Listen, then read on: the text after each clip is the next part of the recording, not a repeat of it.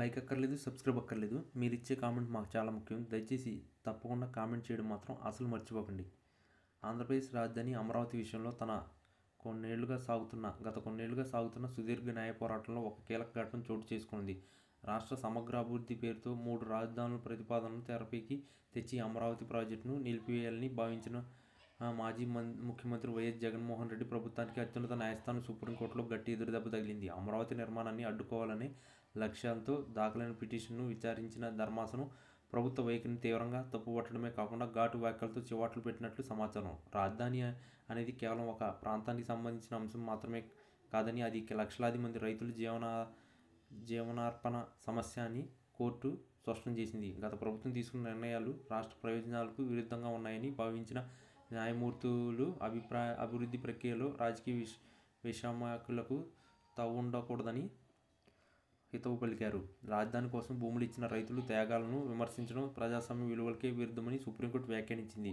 ఒక ప్రభుత్వం తీసుకున్న నిర్ణయాన్ని ఆ తర్వాత వచ్చే ప్రభుత్వం తన రాజకీయ ప్రయోజనాల కోసం పూర్తిగా తుడిచిపెట్టాలని చూడడం రాజ్యాంగబద్ధం కాదని ధర్మాసనం అభిప్రాయపడింది. రాజధాని పనులను ఆపేయాలంటూ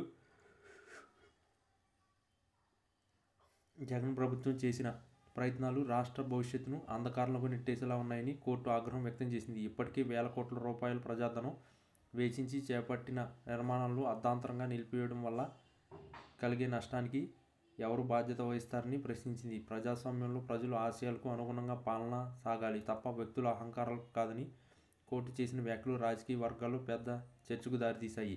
అమరావతి విషయంలో రైతులు దాదాపు 5 ఏళ్లుగా సాగిస్తున్న పోరాటం న్యాయబద్ధమైనవి న్యాయస్థానం గుర్తించింది. ప్రభుత్వం మారిన ప్రతిసారి విధానాలు మార్చవచ్చు కానీ రాజ్యాంగబద్ధమైన ఒప్పందాలు మారకూడదని కోర్టు గుర్తు చేసింది.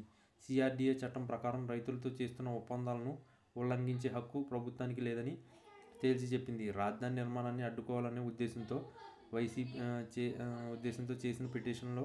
వేసిన పిటిషన్లో ఎట్లాంటి బలం లేదని పేర్కొంటూ జగన్ ప్రభుత్వానికి సుప్రీంకోర్టు మొట్టికాయలు వేసింది. ఇది కేవలం ఒక ప్రాంత అభివృద్ధికి సంబంధించిన విషయం మాత్రమే కాదని రాష్ట్ర ఆర్థిక వ్యవస్థలపై పడే ప్రభావం గురించి కూడా ఆలోచించాలని సూచించింది. ముఖ్యంగా రాజధాని విషయంలో కొనసాగుతున్న అనిశ్చిత వల్ల రాష్ట్రానికి పెట్టుబడులు రాకుండా పోతున్నాయని, యువత ఉపాధి అవకాశాలు కోల్పోతున్నారని ధర్మాసనం ఆందోళన వ్యక్తం చేసింది. రాజకీయ కారణాలతో రాజధాని మార్చాలని చూడటం వల్ల పాలనాపరమైన చిక్కులు తలెత్తుతాయని హెచ్చరించింది. జగన్ ప్రభుత్వం దాఖలు చేసిన పిటిషన్లను తిరస్కరించడమే కాకుండా రైతుల పక్షాన నిలబడడం అమరావతి ఆకాంక్షలకు కొత్త ఊపిరి పోసింది. కోర్టు ఇచ్చిన ఈ తీర్పు లేదా చేసిన ఈ వ్యాఖ్యలు కేవలం జగన్ ప్రభుత్వానికి వ్యతిరేకంగా మాత్రమే కాకుండా భవిష్యత్తులో ఏ ప్రభుత్వం కూడా ప్రజా వ్యతిరేకత నిర్ణయాలను తీసుకోకపోవడం ఒక హెచ్చరికగా నిలుస్తారని విశ్లేషకులు భావిస్తున్నారు. అమరావతి రాజధానిగా ఉండడమే ఆంధ్రప్రదేశ్ రాష్ట్ర ప్రగతికి ఏకైక మార్గమని ఈ పరిణామాలతో మరోసారి స్పష్టమైంది. న్యాయ వ్యవస్థపై నమ్మకం ఉంచిన రైతులకు ఇది ఒక పెద్ద విజయం నిలిచింది. ప్రజా ప్రయోజనాల కంటే రాజకీయ ప్రయోజనాలే మిన్న అనుకునే పాలకులకు అత్యున్నత న్యాయస్థానం వేసిన ఈ చివాట్లు ఒక గుణపాఠం లాంటివి.